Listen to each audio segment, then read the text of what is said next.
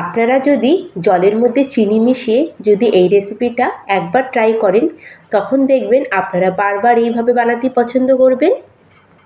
আর এটা খুবই টেস্টি, তার সাথে খুবই সফট আর নরম তৈরি হয়। তাহলে চলুন বন্ধুরা, এটা বানানো শুরু করা যাক। সবার প্রথমে এখানে আমি অ্যাড করে দিলাম হাফ কাপ মতো গরম জল। আর জলের মধ্যে আমি দিয়ে দিলাম 1 চামচ মতো চিনি। চিনি দিলে এটা কিন্তু মিষ্টি হবে না, কিন্তু টেস্টটা খুব ভালো আসবে। আর তারপরে এখানে হাফ চামচ মতো নুন অ্যাড করেছি, নুনটা আপনারা স্বাদ অনুযায়ী অ্যাড করবেন। আর তারপরে এখানে আমি দিয়ে দিলাম 2 চামচ মতো রিফাইন অয়েল। আর এখন আমি চামচে করে সব কিছুকে ভালো করে মিক্স করে নেবো, যাতে চিনিটা এখানে খুব ভালো মতো জলের মধ্যে মেল্ট হয়ে যায়। আর চিনিটা ভালো করে জলের মধ্যে মিশে গেলে সবার প্রথমে এখানে আমি অ্যাড করে দিলাম 1 কাপ মতো আটা। আর তার সাথে নিয়েছি 1 কাপ ময়দা। ময়দাটা প্রথমে এখানে পুরো অ্যাড করব না, হাফ কাপ মতো দেবো, তারপরে এটাকে মিক্স করে পরে এটা অ্যাড করব। আর প্রথমে আমি সব কিছুকে ভালো করে মিক্স করে নেব। আর যেটুকুনি আমার ময়দা ছিল সেটাও এর মধ্যে অ্যাড করে দিলাম। আর এখন এটাকে মেখে আমরা একটা ডোয়ের মতো তৈরি করে নেব। আর এখানে আমি 1 কাপ আটা 1 কাপ ময়দা নিয়ে করেছি। আপনারা এটা পুরোপুরি ময়দা দিয়েও করতে পারেন, বা ময়দা ছাড়া আপনারা পুরোপুরি এটা আটা দিয়েও বানিয়ে নিতে পারেন। আর ডোটাকে ভালো করে স্মুথভাবে মেখে নিয়েছি। এখন এর উপর দিয়ে 1 চামচ মতো তেল দিয়ে এটাকে ভালো করে একটু হাত দিয়ে গ্রিস করে নেব, যাতে উপরের লেয়ারটা শুকিয়ে না যায়। এখন এটাকে কভার করে প্রায় আমি 10 মিনিটের জন্য রেস্টে রেখে দেবো। এই পরোটাটা বানানোর জন্য এখানে আমাদের একটা ব্যাটার রেডি করতে হবে। তার জন্য এখানে 2 চামচ আমি নিয়েছি কর্নস্টার্চ। আর তার মধ্যে দিয়ে দিলাম আমি 2 চামচ মতো রিফাইন অয়েল।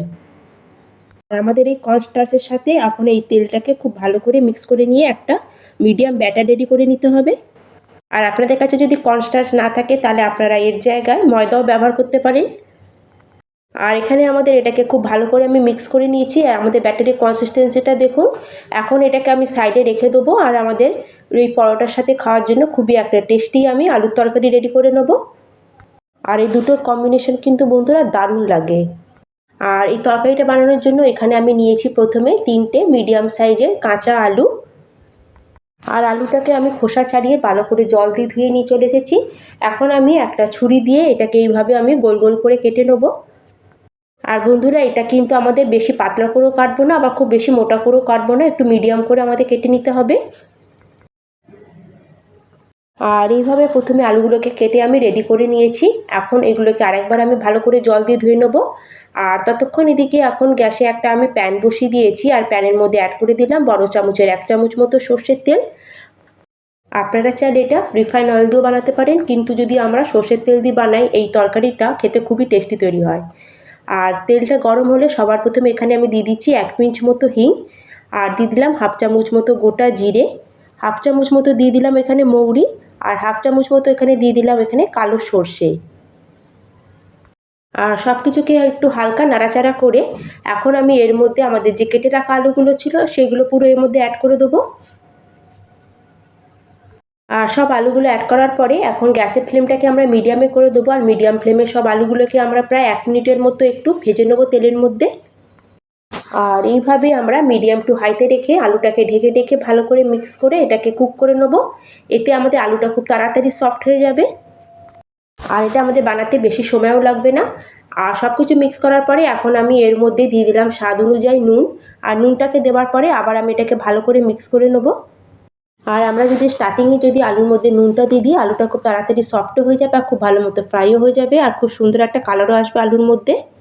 আর নুনটা দেওয়ার পরে আলুর সাথে ভালো করে মিক্স করে এটাকে আমি এখন কভার করে দেবো। আর গ্যাসের ফ্লেমটাকে লো টু মিডিয়ামে রেখেই এটাকে ঢেকে ঢেকে এটাকে আমি কুক করে নেবো। আর ঢাকনা খুলে মাঝে মাঝে আবার আলুটাকে আমরা একটু নাড়াচাড়া করে নেবো, নাহলে এটা কিন্তু কড়ার নিচে লেগে একটু পুড়ে যেতে পারে। আর এটাকে ভালো করে আরেকবার নাড়িয়ে আমি এটাকে কভার করে দিলাম। আর এই তরকারিতে দেওয়ার জন্য এখন আমি একটা মশলা তৈরি করে নেবো। তার জন্য এখানে নিচে আমি 4-5 কোয়া মতো রসুন, সামান্য একটু আদার টুকরো। আর ঝালের জন্য এখানে অ্যাড করে দিলাম 2টো কাঁচা লঙ্কা। 1 চামচ দিয়ে দিলাম গোটা ধনে। আর তার সাথে এখানে দিয়ে দিলাম 1 চামচ মতো কাঁচা চিনেবাদাম। আর এখন এগুলোকে গ্রাইন্ডিং জারের মধ্যে দিয়ে আমি একটু আধ ভাঙা মতো করে নিয়ে চলে আসবো। আর এই দেখুন বন্ধুরা, এটাকে আমি একটু আধ ভাঙা মতো করে নিয়ে চলে এসেছি। এখন এর মধ্যে আমি অ্যাড করে দিচ্ছি 2 চামচ মতো বেসন। আর এখন আমি বেসনটাকে সব কিছুর সাথে ভালো করে মিক্স করে নেব। আর খুব সুন্দর এখানে একটা মশলা রেডি হয়ে গেছে। আর এই মশলা দিয়ে যদি আমরা তরকারিটা তৈরি করি খুবই টেস্টি, তার সাথে একদম অন্য ধরনের একটা তরকারি তৈরি হবে। আর এখন আমরা কভারটাকে সরিয়ে দেবো, আলুটাকে আরেকবার ভালো করে আমরা মিক্স করে ফ্রাই করে নেব। আর এখানে দেখুন খুব সুন্দর একটা আলুর মধ্যে কালার আসা শুরু হয়ে গেছে। এখন আমরা যে মশলাটা বানিয়ে রেখেছিলাম সেই মশলাটা পুরো এর মধ্যে অ্যাড করে দেবো। আর যখন আমরা দেখব যে আলুটা অর্ধেকটা সেদ্ধ মতো হয়ে গেছে, প্রায় 50% মতো, সেই সময় আমরা এর মধ্যেই মশলাটা অ্যাড করে দেবো। আর তার সাথে এর মধ্যে দিয়ে দেবো সামান্য একটু হলুদ গুঁড়ো, সামান্য একটু লাল লঙ্কার গুঁড়ো। আর সব মশলাগুলো দেওয়ার পরে আবার এটাকে সব কিছুর সাথে একবার মিক্স করে নেবো। আর সব কিছুকে একবার ভালো করে নেড়ে চেড়ে এখন আমি এর মধ্যে অ্যাড করে দিচ্ছি সামান্য একটু জল। আর এখন এটাকে কভার করে আমি মিডিয়াম ফ্লেমে আরও 1 মিনিট মতো এটাকে কুক করে নেবো। আর 1 মিনিট পরে এটাকে আমি কভারটা সরিয়ে একবার চেক করে নেবো এখানে আমাদের আলুটা ভালো মতো সেদ্ধ হয়েছে কিনা। আর এখানে দেখুন বন্ধুরা, আলুটা খুব ভালো মতো সেদ্ধ হয়ে গেছে, আমাদের তরকারিটা প্রায় হয়েই এসেছে। আর সবার শেষে এর মধ্যে অ্যাড করে দেবো 1/2 চামচ মতো চাট মশলা আর কিছুটা কুচানো ধনেপাতা। আর সব কিছুকে আমি খুব ভালো করে এখন মিক্স করে নেবো। আর এখানে আমাদের কিন্তু খুবই ঝটপট একটা খুবই চটপটা আলুর তরকারি একদম রেডি হয়ে গেছে। আর আমরা যেভাবে আলুর তরকারি তৈরি করি তার থেকে কিন্তু এর টেস্টটা একদমই আলাদা। আর এই পরোটার সাথে এই আলুর তরকারিটা খেতে খুবই ভালো লাগে। আর এখানে দেখুন বন্ধুরা, আমি একটা প্লেটের মধ্যে আলুর তরকারিটাকে সার্ভ করে নিয়েছি। আর এখন এটাকে আমরা সাইডে রেখে দেবো। আর আমাদের এদিকে ততক্ষণ ডোটাকে আমরা চেক করে নেব।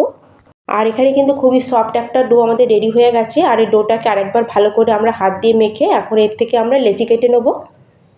আর এখানে লেচিগুলো আমরা খুব বেশি ছোট করব না, আবার খুব বেশি বড় করব না, একদম মিডিয়াম সাইজের আমরা লেচিগুলোকে আগে তৈরি করে নেব।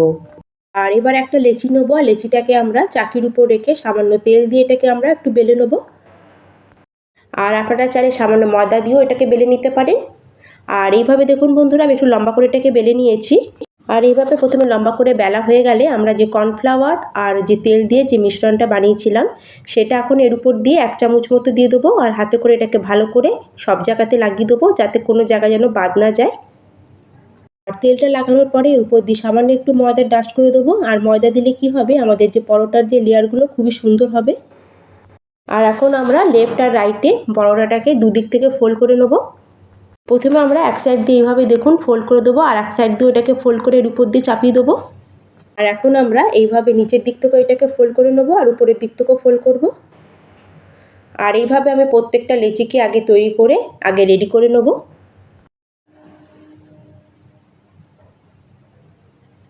আর এখানে দেখুন বন্ধুরা, আমি কটা লেচি আগে এভাবে রেডি করে নিয়েছি। এখন এখান থেকে একটা লেচি নেবো আর এটাকে আমি বেলে নেবো। আর এখন একটু সামান্য একটু তেল দিয়ে এর মধ্যে আমরা পরোটাটাকে বেলে নেবো। আর এটাকে আমরা স্কোয়ার শেপে বানিয়ে নেবো। যেরকম আমাদের লেচি ছিল স্কোয়ার শেপে, সেরকমই আমরা এটাকে স্কোয়ার করে এটাকে বেলে নেবো। আর যতটা সম্ভব এটাকে পাতলা করে বেলার চেষ্টা করবেন, একদম কিন্তু মোটা করে এটাকে বেলবেন না, এই জিনিসটা আপনারা খেয়াল রাখবেন। আর এখানে দেখুন বন্ধুরা, একটা পরোটাকে আমি এইভাবে একটু পাতলা করে বেলে নিয়েছি। আর এদিকে গ্যাসে আমি একটা প্যান বসিয়ে নিয়েছি। প্যানটা গরম হলে আমরা পরোটাটাকে এর মধ্যে দিয়ে দেবো। আর পরোটাকে দেওয়ার পরে প্রথমে আমরা এক সাইড দিয়ে এটাকে একটু হতে দেবো, আর এক সাইডে হয়ে গেলে এটাকে আমরা উল্টে আর এক সাইডটা হতে দেবো। আর দুদিক দিয়ে প্রথমে ভালো মতো শাঁকা হয়ে গেলে তারপরে আমরা এর মধ্যে ঘি বা তেল অ্যাড করব। আর এখানে আমি রিফাইন অয়েলের ব্যবহার করেছি, আপনারা চাইলে এটা ঘি দিয়েও ভেজে নিতে পারেন। আর তেলটা এখানে ভালো করে লাগাবেন, আর তেলটা দেওয়ার পরে দেখবেন পরোটাগুলো ধীরে ধীরে ফুলতে শুরু হবে। আর আমাদের গ্যাসের ফ্লেমটাকে মিডিয়ামে করেই পরোটাগুলোকে ভেজে নিতে হবে। আমরা যদি গ্যাসের ফ্লেমটা লোতে রাখি তাহলে কিন্তু পরোটাগুলো শক্ত হয়ে যেতে পারে। আর এইভাবে দেখুন পরোটাগুলোকে আমাদের ভালো করে দুদিকটা সেঁকে নিতে হবে। আর দেখুন কত সুন্দর আমাদের পরোটাগুলো ফুলছে, আর তার সাথে সুন্দর একটা গোল্ডেন কালারও চলে এসেছে। আর এখানে আমার একটা পরোটা রেডি হয়ে গেছে। আর এইভাবে আমি সব পরোটাগুলোকে আগে রেডি করে নেব। তাহলে বন্ধুরা, আজকের আমার এই পরোটা আর তার সাথে আলুর তরকারি আপনাদের কেমন লাগলো অবশ্যই কিন্তু আমাকে কমেন্ট করে জানাবেন। ভালো লাগলে লাইক করবেন, শেয়ার করবেন, আর চ্যানেলে যদি নতুন থাকেন প্লিজ চ্যানেলটিকে সাবস্ক্রাইব করে দেবেন। আর এই পরোটাটাকে আমি আলুর তরকারির সাথে সার্ভ করে নিয়েছি। আর এখানে দেখুন পরোটাগুলো কতটা লেয়ারযুক্ত তৈরি হয়েছে। আর এই পরোটার সাথে এই তরকারি কিন্তু খেতে অসাধারণ লাগে। আপনারা অবশ্যই একবার বানিয়ে দেখবেন, আশা করি আপনাদের খুবই ভালো লাগবে। তাহলে আজকের মতো আমি এখানেই শেষ করলাম, আবার চলে আসবো অন্য একটি নতুন রেসিপি নিয়ে। ধন্যবাদ।